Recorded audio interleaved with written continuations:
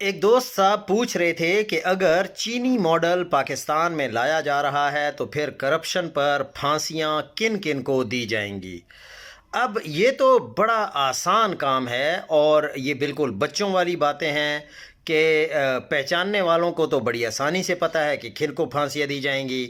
انہی کو پھانسی دی جائیں گی جن کو پالا گیا ہے، 3 سالوں سے ان کو کھلایا پلایا جا رہا ہے، اب پوری طرح پل چکے ہیں، اب ان کی قربانی ہوگی، کھالیں چین کو بھجوائی جائیں گی اور عمران خان اڈیالہ جیل میں کہے لگائے گا۔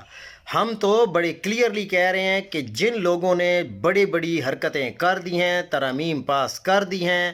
اب ان لوگوں کو چاہیے کہ تیاری پکڑ لیں، کیونکہ اب یہ ہو ہی نہیں سکتا کہ وہ بچ جائیں گے۔ اگر ان کو یہ شک لگ رہا ہے تو جو سعد رضوی صاحب کی جماعت ہے انہی کی طرف دیکھ لیں تو آپ کے سارے شک اور شکوک ختم ہو جائیں گے کہ کیسے ان کو پالا گیا، کیسے ان سے کام لیے گئے اور پھر کیسے ان سے جان چھڑائی گئی۔ لیکن یہیں پر میں ایک اور بات بھی کہنا چاہتا ہوں کہ اسپیشلی جو ٹویٹر پر لوگ ہیں یا جو یوٹیوب پر بڑے بڑے لوگ ہیں، انہوں نے ہمیشہ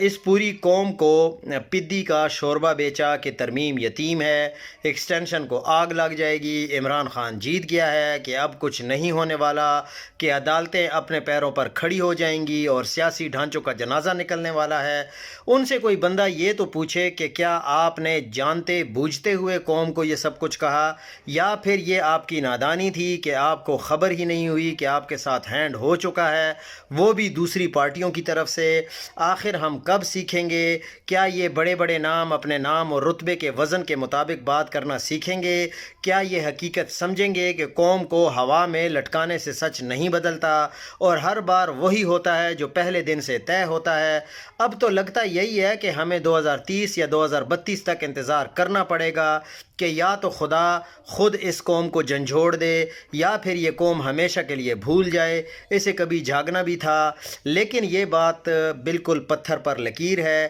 کہ ایک دن آنے والا ہے کہ سب کچھ بدل جائے گا اور عمران خان سرخرو ہو کر آئے گا۔ یہ جو جتنی بھی سیاسی لاشیں ہیں یہ دفن ہو چکی ہوں گی اور انہی لوگوں کے ہاتھوں دفن ہوں گی جن لوگوں کے لیے انہوں نے اپنے آپ کو قربان کیا ہے۔